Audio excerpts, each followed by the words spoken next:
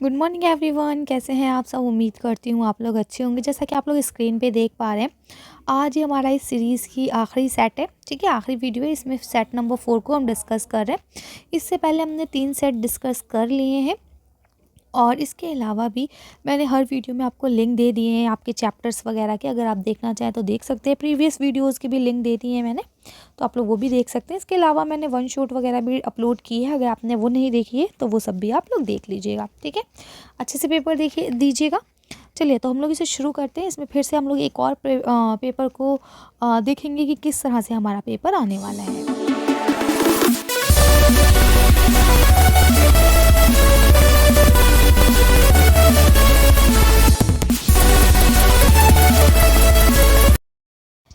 देखिए बच्चों, जैसा कि आप देख पा रहे हैं, ये आपका प्रैक्टिस क्वेश्चन पेपर है क्लास 10th का। इसमें आपको बताया 3 घंटे का टाइम रहने वाला है। 80 मिनट 80 मार्क्स का आपका पेपर रहता है। ठीक है, यहाँ पे फिर कुछ आपको आम हिदायत दी गई हैं कि किस तरह से आपका पेपर होता है, कितने नंबर का होता है, ये सारी चीज़ें।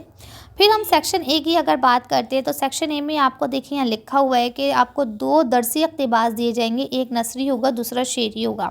ठीक है, दरसी इक़्तिबास का क्या मतलब होता है? दरसी इक़्तिबास का मतलब होता है वो इक़्तिबासात जो आपकी किताब से लिए गए हैं। ठीक है, यानी ये चैप्टर आपकी मतलब जो इक़्तिबास यहाँ पे जो आपको पैराग्राफ दिया जाएगा, ये आपकी किताब से लिया गया है। ठीक है, तो अगर हम आगे चलते हैं तो देखिए यहाँ पे पहला जो आपको दिया गया है, ये रज़िया सुल्तान के बारे में दिया गया है। लिखते हैं, रज़िया सुल्तान बाकायदा दरबार लगाती थी। उसने बराबरी और भाईचारे को आम किया। रज़िया सुल्तान ने हुकूमत के इख्तियारात को 40 अमीरों में बांटा, जिनसे वो मुल्की मामलात में मशवरा करती थी। उसने अमीरा खूर का सबसे बड़ा ओहदा एक हबशी ग़ुलाम याकूत को दिया, क्योंकि वो ईमानदार और जफाकश था। तो देखिए, अभी आपका ना पिछले हमने शायद 1-2 प्रैक्टिस में, शायद प्रैक्टिस 2 में या प्रैक्टिस 3 में क्वेश्चन आया था कि रज़िया सुल्तान ने मीर आखूर का जो ओहदा था वो किसे दिया था। तो मैंने कहा था कि हबशी ग़ुलाम को दिया था। ठीक है, तो उसका नाम भी आप याद कर लीजिएगा, याकूत है। ठीक है, देखिए क्वेश्चन वही चीज़ें घूम घूम के आ रही है, नया कुछ नहीं आ सकता। ठीक है, सिलेबस वही है आपका, क्वेश्चंस वही हैं, पैटर्न वही है। बस क्या है, ज़रूरत ये है कि आप मेहनत करें। ठीक है, आगे देखिए लिखते हैं, ये अहम ओहदा अब तक सिर्फ तुर्क अमीरों को ही मिलता था। ये बात तुर्क अमीरों को पसंद नहीं आई। उन्होंने रज़िया को तख्त से उतारने की साजिश की और भंडा के गवर्नर जनरल जो थे उसको क्या करा, भटिंडा वाले, ठीक है, उनको बगावत करवा दी। उनसे कहा कि तुम बगावत करो और रज़िया सुल्तान को मार लो। ठीक है, जब वो बगावत को कुचलने के लिए पंजाब में भटिंडा पहुँचे तो भटिंडा पहुँचे तो इसके सिपाही तवील सफ़र और गर्मी से परेशान हो चुके थे। अगरचे दोनों फ़ौजों में ज़बरदस्त मुकाबला हुआ, मगर रज़िया की फ़ौज को हथियार डालने पड़े। वो कैद कर ली गई। ठीक है, और इधर दिल्ली में साजिशों ने रज़िया के भाई बहरम को तख्त पर बैठा दिया। तो जो लोग ये साजिश करने वाले थे, उन्होंने क्या करा था, रज़िया का जो भाई था बैरम, ठीक है, उसको क्या करा था, गद्दी पे बैठा दिया था। आपको पता है कि रज़िया सुल्तान के जो वालिद साहब थे, उन्होंने कहा था कि ये लोग अच्छे नहीं हैं, मेरे बेटे इस लायक नहीं हैं कि वो इसको चला पाए, इसलिए उन्होंने अपना सब कुछ अपनी बेटी को दे दिया था, रज़िया सुल्तान को दे दिया था। ठीक है, बहरम को बैठा दिया था और बड़े बड़े ओहदे आपस में ही बांट लिए थे। बहरम कमज़ोर बादशाह साबित हुआ। ठीक है, और उसके बाद उसने क्या करा, तोनिया को जब अपनी गलती का एहसास हुआ तो उसने रज़िया से माफ़ी मांग ली और अपनी वफ़ादारी का यकीन दिलाया, और फिर दोनों ने शादी कर ली। ठीक है, तो यहाँ तक ये आपने इक़्तिबास पढ़ा। अब देखेंगे यहाँ पे आपको लिखा है कि दर्ज झेल इक़्तिबास किस सबक से लिया गया है, तो ये रज़िया सुल्तान से लिया गया है। अगला लिखा है, रज़िया सुल्तान ने किस चीज़ों को आम किया था, तो भाईचारे को और बराबरी को आम किया था। ये सब आपको इक़्तिबास में लिखा हुआ मिल जाएगा। रज़िया सुल्तान ने मीर आखूर का जो ओहदा था किसे दिया था, अभी आपने पढ़ा, हबशी ग़ुलाम याकूत को दिया था। ठीक है, तोनिया कहाँ का गवर्नर था, तो आपने पढ़ा भटिंडा का था। इसके बाद देखिए लिखा है, रज़िया सुल्तान की शादी किससे करा दी गई थी, तो उससे ही, तोनिया से ही करवा दी गई थी। आगे चलते हैं। अब देखिए, यह कदम उठाने की ताकत नहीं ज़रा तुझ में, निरी बड़ाई है, खूबी है और क्या तुझ में। तू बड़ा है तो मुझ सा हुनर दिखा मुझको, ये छालिया ही ज़रा तोड़ कर दिखा मुझको, नहीं है चीज़ निकम्मी कोई ज़माने में, कोई बुरा नहीं कुदरत के कारखाने में। ठीक है, ये पहाड़ और गिलहरी से लिया गया इक़्तिबास है। यहाँ देखिए पहला शेर भी लिख दिया गया है कि बताइए ये जो ये हिस्सा है, शायरी का हिस्सा है, किस सन से लिया गया है। तो ये एक नज़्म का हिस्सा है, ठीक है, जिसका क्या नाम है, पहाड़ और गिलहरी। ठीक है, इसके बाद लिखे है कदम उठाने की ताकत किस में नहीं है। तो आपको पता है किस में नहीं है, पहाड़ में नहीं है। ठीक है, लफ्ज़ निकम्मी के क्या मायने, निकम्मी के माने एक तरह से होता है बुरी। ठीक है, जो अच्छी काम की ना हो, मतलब काम की ना हो किसी। आगे लिखता है कुदरत के कारखाने से क्या मुराद है। कुदरत का कारखाना है दुनिया। ठीक है, कुदरत का कारखाना किसको कहा जाता है, दुनिया को। आगे लिखा है ये छालिया ही ज़रा तोड़कर दिखा मुझको। गिलहरी ने ये किस से कहा है। तो आपको पता है ये गिलहरी ने पहाड़ से कहा है कि भाई तू बहुत बड़ा है ना, एक काम कर, ज़रा सी छालिया ही तोड़ के मुझे दिखा दे। ठीक है, तो ये आपके दोनों सवाल हो गए, 10 नंबर के थे ये दोनों इक़्तिबास। अब देखिए यहाँ पे आपको गैर दरसी इक़्तिबास दिया गया है। गैर दरसी वो होता है जो आपकी किताब से नहीं लिया गया है। ठीक है, अब हम पढ़ते हैं इसमें क्या लिखा है। एक बार ऐसा हुआ बरसात में, सर्द लंबी घुप अंधेरी रात में, एक नन्ही बूंद आंखें मचलती, हिचकाती सांस अंदर खिंचती, छोड़कर बादल का पहलू जब चली, दिल ही दिल में सोचकर डरने लगी। ये भयानक रात और लंबा सफ़र, रास्ता भी कुछ नहीं आता नज़र, क्या भरोसा आग में गिर जाऊं, फिर न कुछ अपना पता भी पाऊं। ठीक है, अब ये देखिए आपको लिखा है, ये एक बहुत अच्छी सी नज़्म है, मुझे याद नहीं आई, शायद बरसात की एक बूंद नाम है इसका। ठीक है, या ओस की बूंद नाम है। ठीक है, चलिए बहरहाल मुझे याद नहीं आ रहा है। अब देखिए यहाँ लिखते हैं दिल ही दिल में सोच कर कौन डरने लगा। तो ये कौन डर रहा था, पानी की एक बूंद। ठीक है, कौन, नन्ही सी बूंद। लिखा है इन अशार में किस मौसम का जिक्र हुआ है। तो आप लिख सकते हैं किसका जिक्र हुआ है, बरसात का। ठीक है, इसके बाद लिखा है रास्ता क्यों नहीं नज़र आ रहा था, क्योंकि रात अंधेरी थी, इसलिए रास्ता नज़र नहीं आ रहा था। नन्ही बूंद को किस में गिर कर फना हो जाने का खौफ था। तो उसको आग में गिर कर फना हो जाने का खौफ था, क्योंकि अगर आग में पानी गिरेगा तो वो क्या हो जाएगा, ख़त्म हो जाएगा। ठीक है, भाप बन के उड़ जाएगी।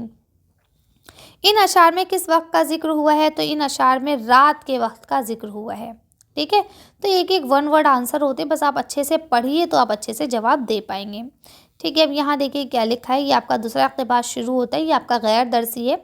तो लिखते हैं जदीद लबो लहजे के मुमताज़ शायर मोहम्मद अलवी 10 अप्रैल 1927 को अहमदाबाद सूबा गुजरात में पैदा हुए। उन्होंने इब्तिदाई तालीम अपने आबाई वतन में हासिल की, आबाई वतन जहाँ पे उनके बाप दादा रहते थे, और आला तालीम जामिया मिलिया इस्लामिया नई दिल्ली से मुकम्मल की।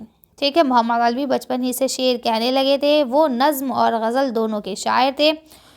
उन्हें दोनों पर यकसा उबूर हासिल था, यानी दोनों चीज़ों पे, चाहे नज़्म हो चाहे नस्र हो, दोनों में बराबर के नज़्म और गज़ल दोनों में ही बराबर की उन्हें उबूर हासिल था, यानी कुदरत हासिल थी, बहुत अच्छा लिखते थे। उन्होंने नज़्म और गज़ल दोनों को नई बुलंदियों से हमकिनार करवाया, यानी उन्होंने उन दोनों चीज़ों को, नज़्म को भी और गज़ल को भी एक नई बुलंदियों पर पहुँचाया। उनके कुलियात में गज़लों के मुकाबले नज़्मों की तादाद ज़्यादा है। मोहम्मद अलवी का शुमार उर्दू के नुमाइंदा शोराओं में होता है। उर्दू शायरी में वो अपनी सादगी के लिए मशहूर हैं।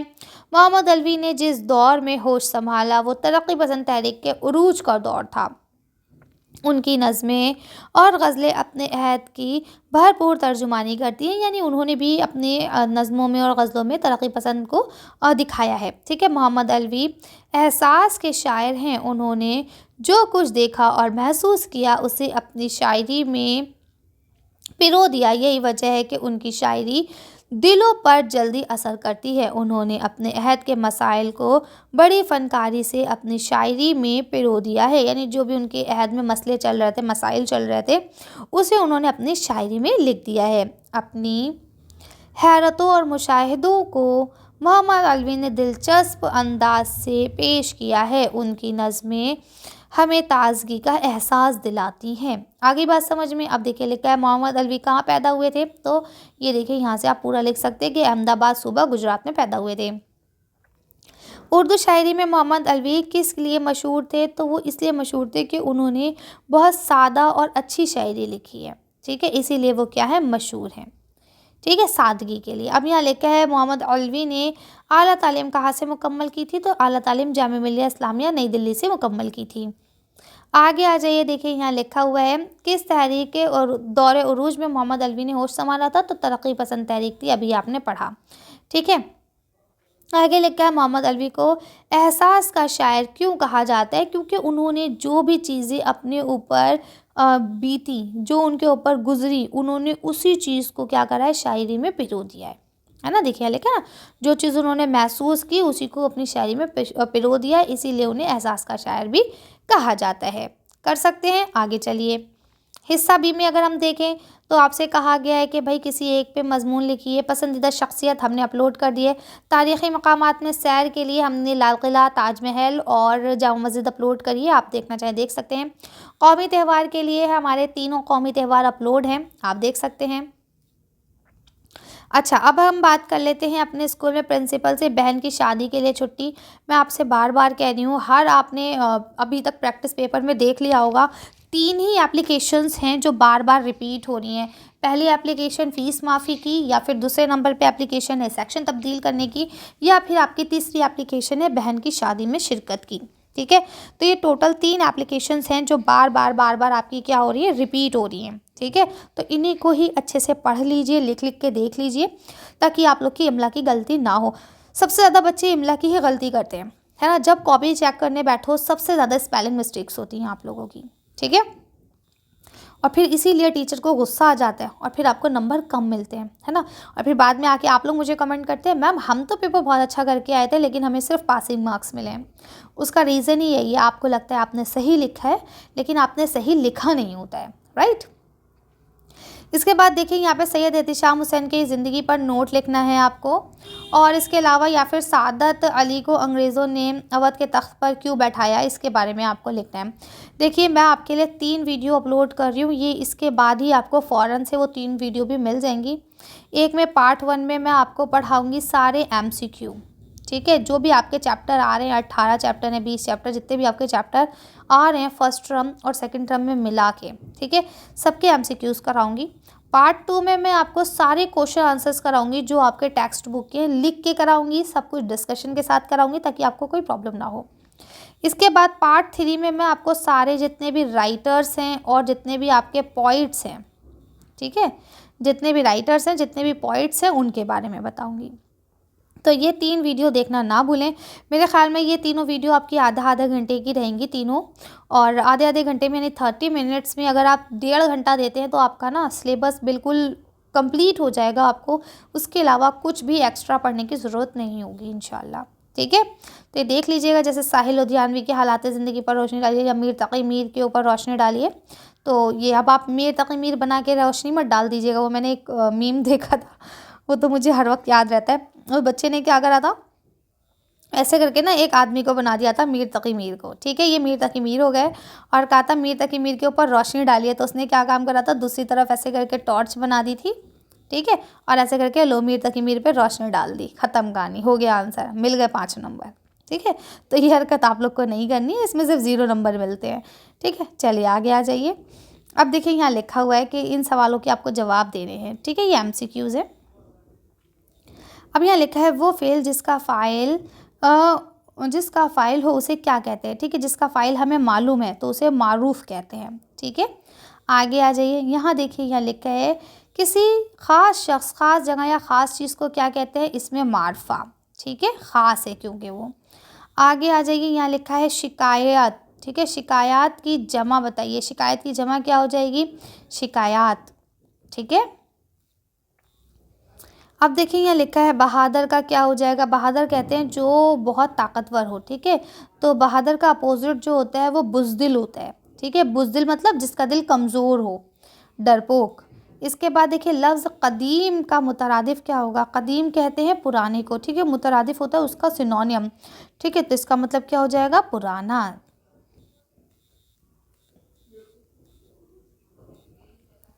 देखिए यहाँ लिखा है वो काम जो मौजूदा वक्त में हो उसे क्या कहते हैं, तो मौजूदा वक्त में हो रहा है तो उसे फ़ेले हाल कहते हैं। ठीक है, फ़ेले हाल जो मौजूदा वक्त में होता है, फ़ेले मुस्तक़बिल जो फ्यूचर में हम करेंगे, और फ़ेले माजी जो हमने पिछले ज़माने में कर लिया। ठीक है। ये देखिए फ़ेल का क्वेश्चन हर बार आ रहा है, अच्छे से कर लीजिएगा। लायक़े साहिक़े का क्वेश्चन हर बार आ रहा है ना। साबिक़े आगे लगते हैं, लायक़े पीछे लगते हैं। अब देखिए यहाँ पे लिखा है बदज़बान, ठीक है, इसमें आगे लगाए, ठीक है। ज़रूरतमंद पीछे लगाए, ठीक। खुशहाल आगे लगाए, बेकसूर आगे लगाए। तो इन तीनों में देखिए आगे लगाए, इसमें सिर्फ पीछे लगाए, तो यही आपका लायक़े हो गया, ठीक है। और लायक़े का मतलब भी क्या होता है, पीछे लगा हुआ। ज़रूरत मेन शब्द है, उसके पीछे लगा दिया मंद, ठीक है। आगे आ जाइए। अगला देखिए लिखते हैं कि जिस जुमले में आखिर में ये निशान लगा होता है उसे क्या कहते हैं। तो ये निशान किसका होता है, ये सवालिया निशान होता है, ठीक है, क्वेश्चन मार्क। अब मंदरजा ज़ेर मुहावरों को जुमलों में इस्तेमाल करना है। तो देखिए पहले तो आपको मुहावरों का मतलब पता होना चाहिए, फिर ही आप इसे जुमलों में इस्तेमाल कर सकते हैं। पार उतरना मतलब होता है किनारे लग जाना, है ना। कोई काम कंप्लीट हो गया, उसे हम कहते हैं कि वो काम पार उतर गया। बोलबाला होने का मतलब होता है जिसका ही चर्चा हो हर तरफ, ठीक है। दांतों में उंगलियां दबाने का मतलब होता है हैरान हो जाना। छठी का दूध याद दिलाने का मतलब होता है कि किसी को मार पीट के उसको पुरानी बातें याद दिला देना, ठीक है। तो इसे आप सब कर लेंगे। आगे आ जाते हैं। अब देखिए यहाँ पे आपको अगला दिया गया है सेक्शन डी में, ठीक है। दर्ज झेल में सवाल जवाब देने हैं आपको। यहाँ लिखा हुआ है बंदू को काट का घोड़ा क्यों कहा गया, ठीक है। क्यों कहा गया था, वो एक ही रास्ते पे चलता था, है ना। वजीर आलाम के कारनामे सुनकर किसके कारनामे याद आते हैं, ठीक है। डॉक्टर भीमराव अम्बेडकर का पूरा नाम क्या है, वो किस खानदान से ताल्लुक़ रखते हैं। ये क्वेश्चन हर बार आपसे पूछा जाता है, ठीक है। अगर लड़कियों की शिफ्ट में नहीं पूछा जाएगा तो लड़कों की शिफ्ट में पूछ लिया जाएगा। सादत अली कैसा आदमी था, हिंदुस्तान के कबायली नस्लों के नाम लिखिए। ये भी बहुत इंपॉर्टेंट क्वेश्चन है, हर बार रिपीट होता है। अभी मैं आपको इंपॉर्टेंट क्वेश्चन बताऊँगी, उसमें आप इनके आंसर्स देख लीजिएगा, ठीक है। बेतकल्लुफ़ी से क्या परेशानियाँ होती हैं, ये भी इंपॉर्टेंट क्वेश्चन है, हर बार आता है पेपर में। हस्ती अपनी हुबाब की सी है, इसका अगला मिसरा क्या होता है कि हस्त अपनी हुबाब की सी है, ये नुमाइश शराब की सी है, ठीक है। आगे देखिए यहाँ लिखा हुआ है नाजुकी उनके लब की क्या कही है, पंखुड़ी एक गुलाब की सी है। इसमें काफ़िए की निशानदेही कीजिए। देखिए रदीफ़ कहते हैं उन लफ्ज़ों को जो बार बार रिपीट होते हैं सेम, ठीक है, उन्हें रदीफ़ कहा जाता है। की सी है, ये रदीफ़ है। और रदीफ़ से पहले आने वाला जो लफ्ज़ है गुलाब, ठीक है, ये क्या है, ये आपका काफ़िया है, ठीक है। आगे लिखा है कोई उम्मीद बर नहीं आती, कोई सूरत नज़र नहीं आती, ठीक है। कोई उम्मीद बर नहीं आती, कोई सूरत नज़र नहीं आती। ये शेर किसकी गज़ल से लिया गया है, तो ये गालिब की गज़ल से लिया गया है। कोई उम्मीद बर नहीं आती, कोई सूरत नज़र नहीं आती, मौत का एक दिन मुअय्यन है, नींद क्यों रात भर नहीं आती, ठीक है। तो ये गालिब की गज़ल से लिया गया, इसका आंसर गालिब हो जाएगा, ठीक है। पंखुड़ी एक गुलाब की सी है, ये मीर की गज़ल से लिया गया है, लेकिन इसमें आपको बताना था कि इसमें काफ़िया क्या होगा। तो इसमें देखिए जैसे यहाँ देखिए आप देखते हैं नहीं आती नहीं आती, ये जो सेम वर्ड्स होते हैं ये रदीफ़ होते हैं, ठीक है। ये बर नज़र ये क्या होता है, ये होता है आपका काफ़िया। रदीफ़ से पहले आने वाला लफ्ज़ जो है वो काफ़िया कहलाता है। तो इसमें जो काफ़िया है ना वो गुलाब है, ठीक है। तो इस तरह से आप लोग कर सकते हैं। चलिए तो ये वीडियो होती है यहाँ फिनिश हमारी। बाकी वीडियो मैं फटाफट से अपलोड कर रही हूँ इसी के साथ ही, तो आप लोग वो सब देख लीजिएगा और अपने फ्रेंड्स के साथ ज़्यादा से ज़्यादा शेयर कीजिएगा ताकि वो लोग भी इससे फ़ायदा उठा सकें, ठीक है। चलिए तो मिलते हैं नेक्स्ट वीडियो में। Thank you for watching.